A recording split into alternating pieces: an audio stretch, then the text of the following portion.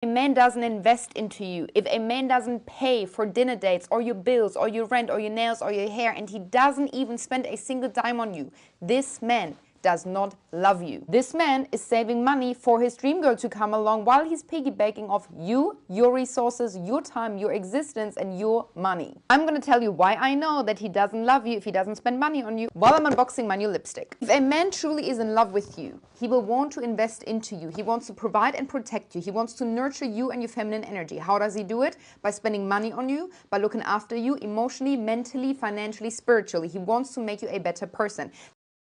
I think we have to get away from women defining masculinity for us and telling us what a real man does, what a real man doesn't do. And it's always conveniently tailored towards whatever message that woman has. Spending money on me. This is means investing in me. And it's never the conversation is really about investing in my emotional well-being, protecting me from bad decisions that I may have made in the past. It's always about money.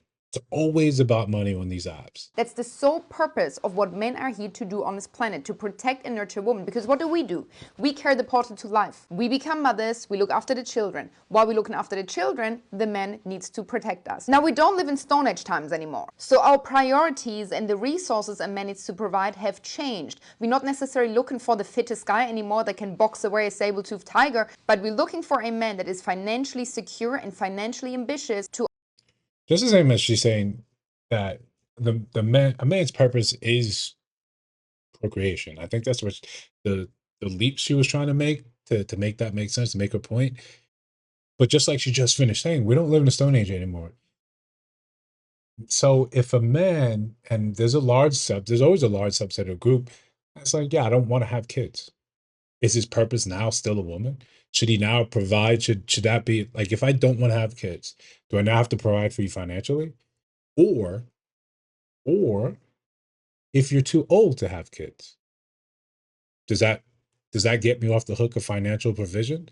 Like, if that's the goal, if I'm only there for you for that, do I only provide for you while you're fertile?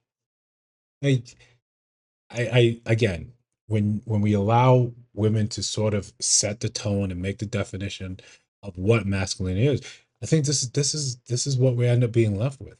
The stuff that just like clearly you don't understand men, but you're here telling men about, or telling women, if a man doesn't do this, he doesn't love you. That's the only way love can be a thing. Your love is dependent on the economic climate of your country, of the larger society. If you can't do this because you're economically unable to do it by no fault of your own, you just grew up in a bad climate, you don't love her? Like, I wish people would just pause and try to make that make sense. But it's easy to occupy that position when you don't have to be the one making that money. You don't have, because that money is time, that money is labor, that money is your time away from home, your body putting through these things. offer us the most important resource on this planet, which is money. Just as much as we have the maternal instinct to love unconditionally, to nurture our family and our children, a man has the instinct, the masculine instinct, to provide for a woman. If he doesn't have this instinct with you, he simply doesn't love you. This is my new lip gloss. I got my name engraved. Every single person asked me. Yeah, if he doesn't have that masculine instinct, like an instinct, that's not something that you choose to turn it off. You don't.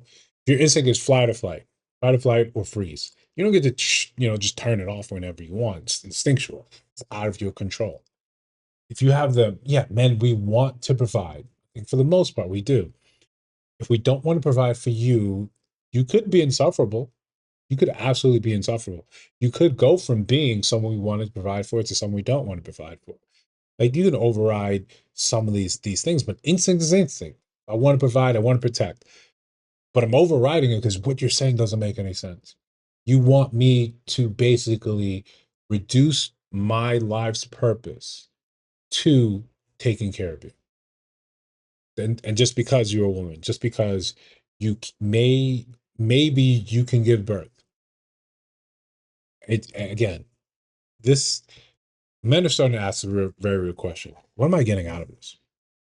Right? What am I getting out of this?